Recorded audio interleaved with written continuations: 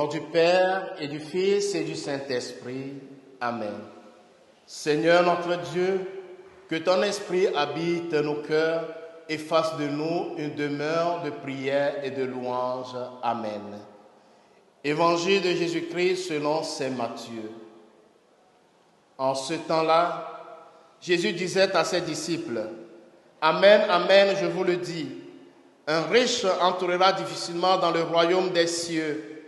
Je vous le répète, il est plus facile à un chameau de passer par un trou d'aiguille qu'à un riche d'entrer dans le royaume des cieux. » Entendant ces paroles, les disciples furent profondément déconcertés et ils disaient, « Qui donc peut être sauvé ?»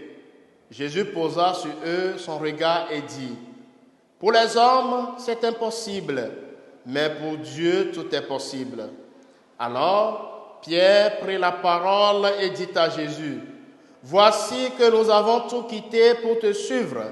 Quelle sera donc notre part ?» Jésus leur déclara, « Amen, amen, je vous le dis, lors du renouvellement du monde, lorsque le Fils de l'homme siégera sur son trône de gloire, vous qui m'avez suivi, vous siégerez vous aussi sur 12 trônes pour juger les 12 tribus d'Israël.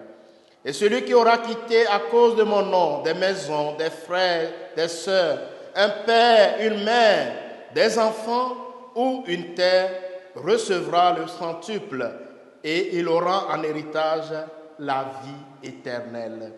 Beaucoup de premiers seront derniers, beaucoup de derniers seront premiers. » Acclamons la parole de Dieu.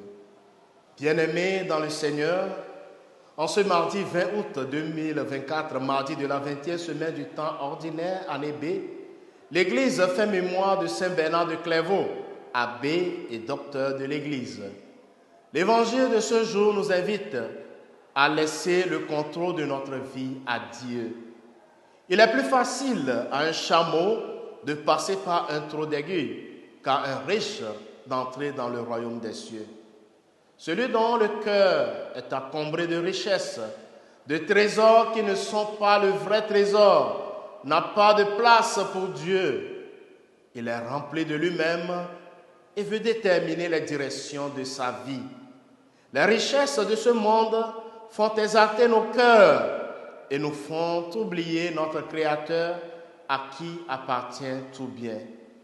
Qui donc peut être sauvé? Dieu ne s'impose pas, il ne force pas. Il est comme le fil qui tente de passer à travers le trou de l'aiguille. Il est mince et peut passer. L'aiguille sans fil ne sert à rien. Mais si le trou de l'aiguille est bouché, le fil ne passe pas. Mais nous sommes souvent riches de bien des choses autres que lui. Il le sait, il nous connaît. Lui seul peut véritablement nous enrichir par sa présence et par sa grâce. Pour les hommes, c'est impossible, mais pour Dieu, tout est possible. La prise de conscience que l'on soit un don de Dieu ouvre à l'amour de tout ce qui est à lui. Sa promesse est claire.